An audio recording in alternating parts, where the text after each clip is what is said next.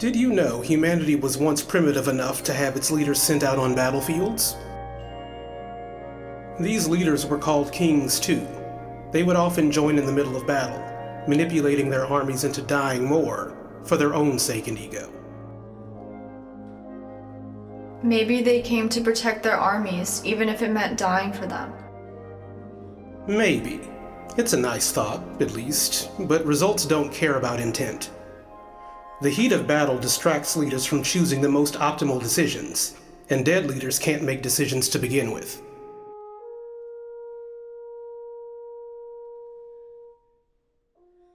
That's why we removed ourselves from the equation with simulations inside simulations, chessboards in places that don't exist. We don't need to expend any excess energy here. We don't even need to move our mouths to speak. We control all the numbers to prevent needless death in the real world. Yes, we wouldn't want any needless death to get in the way of all the death we need.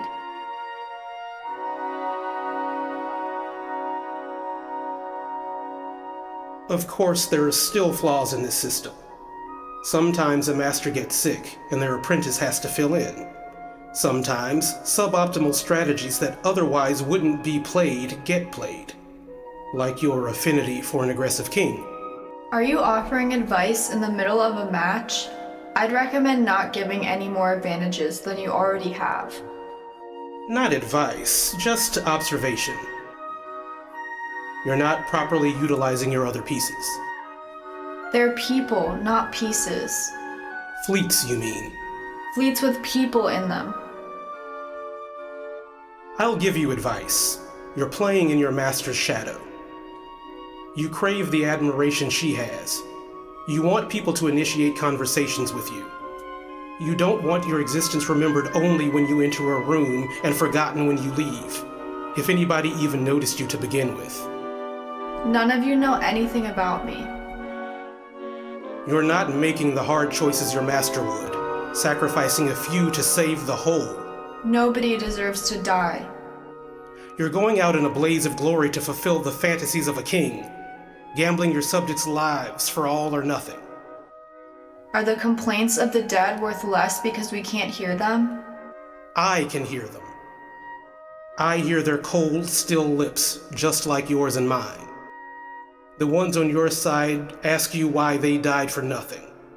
And more will ask the same question soon. In a way, you got the attention you wanted. Checkmate.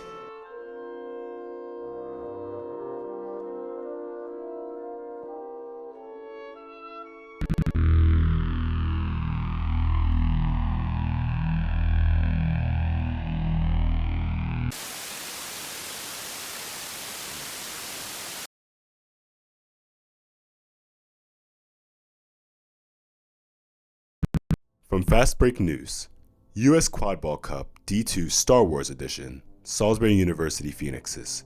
The force is strong with the Salisbury Quadball team echoing the tumultuous journey of Anakin Skywalker. Rising from the ashes like the legendary Jedi, this legacy team commands attention with their lightning-fast gameplay. Much like Anakin's unrivaled speed and agility, the Salisbury team dazzles spectators with their swift maneuvers across the pitch. However, just as Anakin's darker tendencies lingered, the Quadball team's dynamic is marked by a notable discrepancy between their aggressive chasers and conservative beaters. While the chasers display an affinity for flashy dunks, their struggles in executing a disciplined set offense mirror Anakin's inner conflict. Nevertheless, with the potential to harness their raw talent and forge unity, the Salisbury Quadball team stands poised to rewrite their destiny and ascend to greatness. A hoop that plays hard to get. 2 more can be scored on. More can be gotten through. We only have so many chances. So many ways to lose, to accept it is impossible to win. We just need to change. I am tired of having all this energy to fly further. A drive, a goal for a different someone. I am somewhere in a place where even the top of the top looks like the bottom. With nowhere to go but up. There the clouds whisper to those below. The ground is comfortable. Come bury in it. And we should. With wax resting on our shoulders, the dirt feels like feathers, and the soft static of a future yet televised. Here we forge what our wings should be formed from, What our wings could be, muscles hungry from complacence. fed to carry the weight of ambition. We lift against the past against us. We dig to pierce the skies.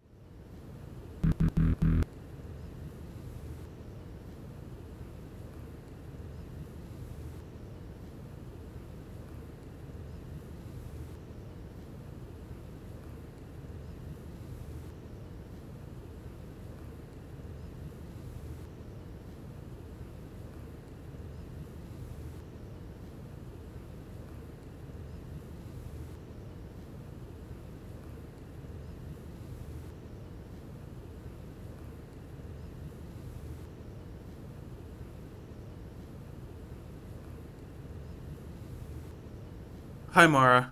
I made a poem for a screenplay class. You'd probably think of that combo as gimmicky or whatever. And honestly, you'd be right. People either liked the script but didn't understand it, or didn't like it because they didn't understand. Not that I blame any of them.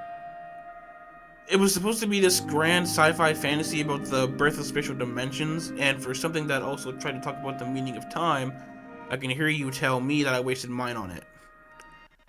But one of my classmates didn't feel the same way. He approached me after the workshop to say, reminded him of the Star Wars tagline about how a long time ago in a galaxy far, far away implies that historians uncover the events of a place damned to the people within it, watching transmissions of dead stars. And also how no matter how far away or how long ago a series of endless stories happened, there's the idea that their legacies can always be recovered to live on. Nothing ever really dies. And then he gave me an elevator pitch about a math professor getting a student killed in illegal Uno card gambling. It was more Breaking Bad than Star Wars, but it was a screenplay he felt could be realistically produced, and one he wanted me to direct. He'd help get the cast and sets, and I'd be in charge of the camera and revising the story as needed, so I agreed. It's going as well as you'd think. Death by a thousand cuts and all that. Sometimes, literally. We're doing reshoots and pickup shots because students need more time to practice and memorize language in classes. And I need to direct them better. And some of the camera footage got corrupted. And I forgot to film some parts when I wrote the director's script out of order. And I know I'll have to make do with whatever ends up in the editing process anyways, because I'm out of my depth here. Like I've always been. Like you've always said.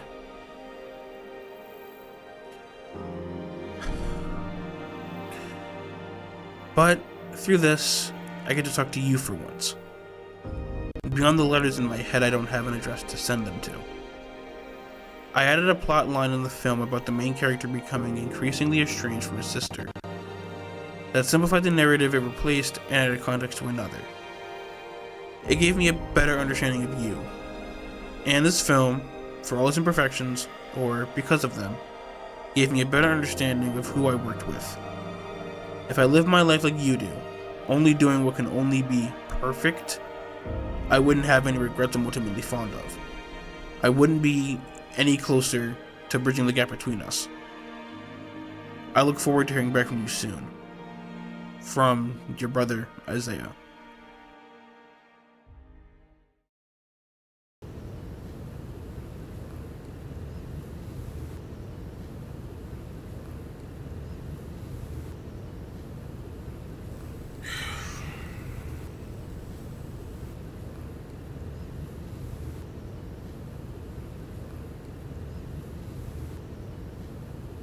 Turn the common color into a rare color. So tell me this, what happens when you're stuck with a fluid in the late game that you can't get rid of?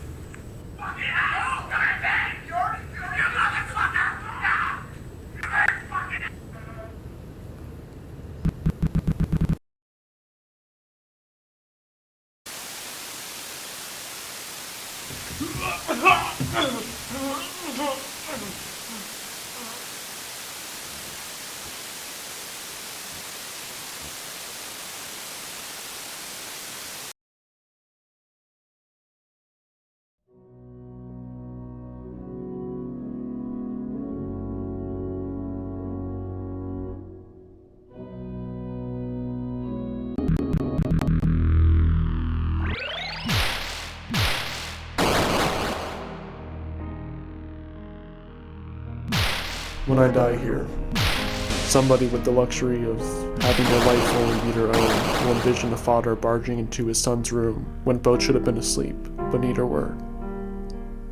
This person will consider what happens next and what must have happened before, fitting it together like a puzzle they invented, only inventing what fits wrong.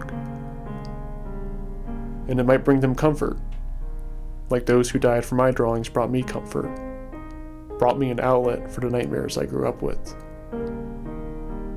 I tried to describe them the best way I could as a kid. I whittled pencils and crayons down to nubs to draw what other kids thought were dragons when they weren't just dragons.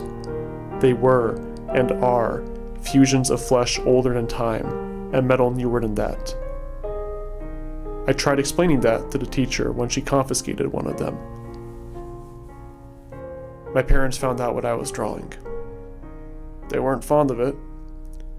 My mother called it demonic, and by extension, me. My father didn't say anything, except whenever I woke up from a nightmare, I'd see him standing above me, staring wordlessly.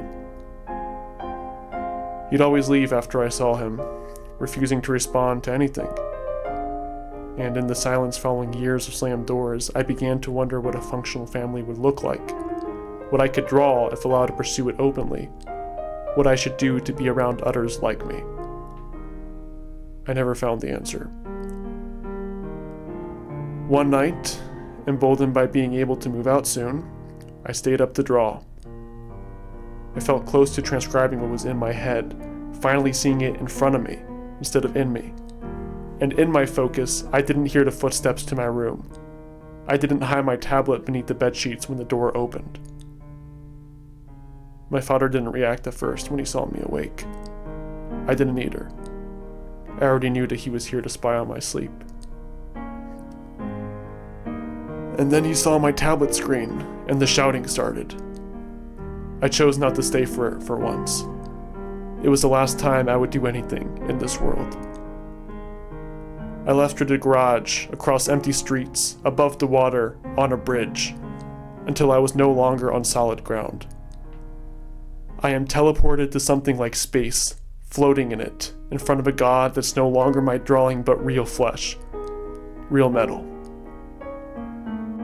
It speaks to me with words I have already heard. All of my nightmares have centered around this exact conversation, except I know this is the last time I will hear it, because I was asleep all the other times before and I am awake now, and I will never fall asleep again. Because dreams don't sleep or wake up, they just are, and I have become one. I have always been destined to become a dream. I have always been a dream. The God explains that my entire life is meant to be forgotten by the awake, only remembered as the thoughts they mistake for their own, a set of ideas, not the parts of a person. Stories they tell themselves to get through each day. I say I don't understand. Not because I don't, but because I do. I don't want it to be real. I want to be real.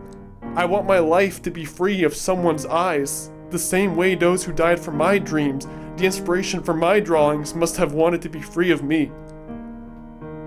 The same way I want to be free of you.